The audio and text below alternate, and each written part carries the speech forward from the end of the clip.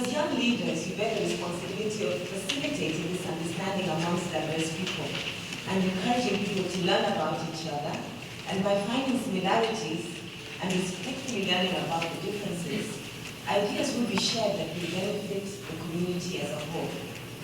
Now, one of the main challenges to pluralism is the idea that we should work to understand those with beliefs different from our own. Although there's no simple answer to this, one way to think of it is that by being part of a wider, for example, interfaith movement, we're not really representing our own religious traditions, but strengthening our understandings of our very own faiths while learning about other religious traditions.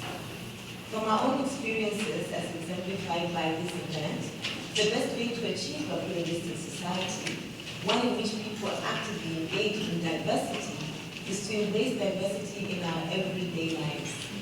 Today, I'm sure you're going to walk away with new insights about yourselves, about other people, and about the world. But being part of youth interfaith dialogue and mutual understanding is not just about learning and experiencing each other's religion and about the Millennium Development Goals, which I hope you've all discussed. It also is about forging strong bonds of friendship that will last a lifetime. Because of our contact and your contact today with people of many cultures, we become more accepting, not only as an interfaith community, but as individuals.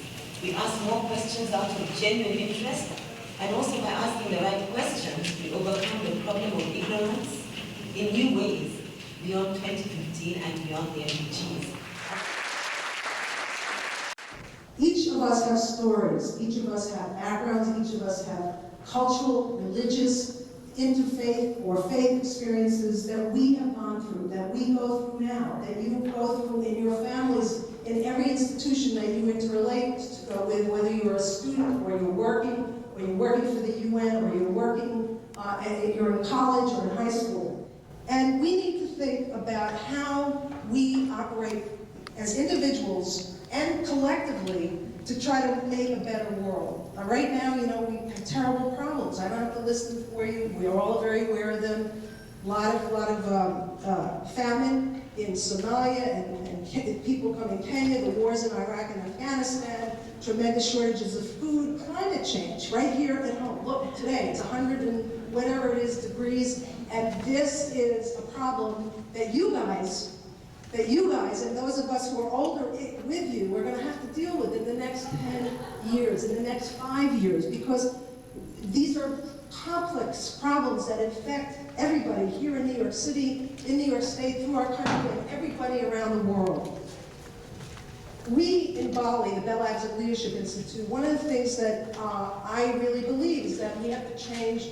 One of the reasons why I formed the organization 5 years ago was for a living legacy to my own mother's work, but to encourage young women who are in high school and college to grab the mantle of leadership and to get the forum and to take the power that they need to bring forth change in our country. What Maru does with the Manhattan Multicultural organization she runs is that we try to work, and all of you here represent a cross-cultural context. We all come from different cultures, different backgrounds.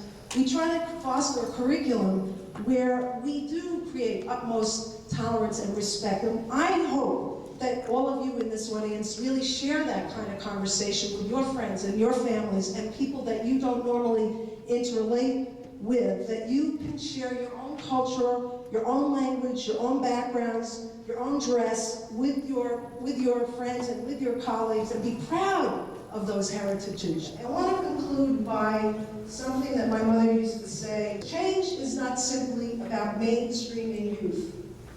It's not about any of us joining the polluted stream. It's about cleaning the stream, changing the stagnant pools into fresh flowing waters.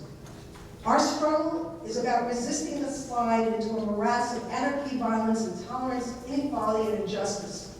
Our struggle is about reversing the trends of social, economic, and ecological crisis.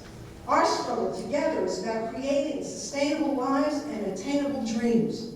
Our struggle is about creating violence-free families and violence-free streets, violence-free borders in that order. Because the root of the problem is permanent inequalities and growing up and growing inequalities, and we must fight that back.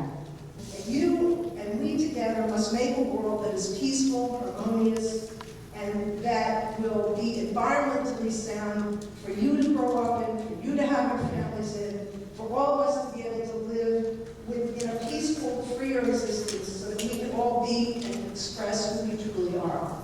Thank you. We're talking about tolerance, exclusion. We really talk about breaking the cycle of oppression. And everybody sitting in this room, we all born into systems of prejudice. Prejudice converts into stereotypes, and stereotypes converts into discriminatory behavior. And discriminatory behavior creates what we heard from our previous speakers, patterns of social exclusion. With young people, we can do completely the opposite. By working with them, like all of you sitting here, we can actually break the pattern of discrimination, change stereotypes, change the stereotype behavior and understand that prejudice is completely our own misunderstanding, our own perceptions about the way certain communities exist or coexist. So to conclude, I would say that the International Year of Youth puts in its center the importance of tolerance, mutual understanding, and participation. Participation being one of the most fundamental elements and a tool by which we work with young people and communities so that they can change this entire pattern and create a more social, cohesive society. As I grow older, I learn to unlearn prejudice. I learn to unlearn stereotypes. I learn to unlearn discrimination. And in the end, I unlearn to learn myself. Thank you.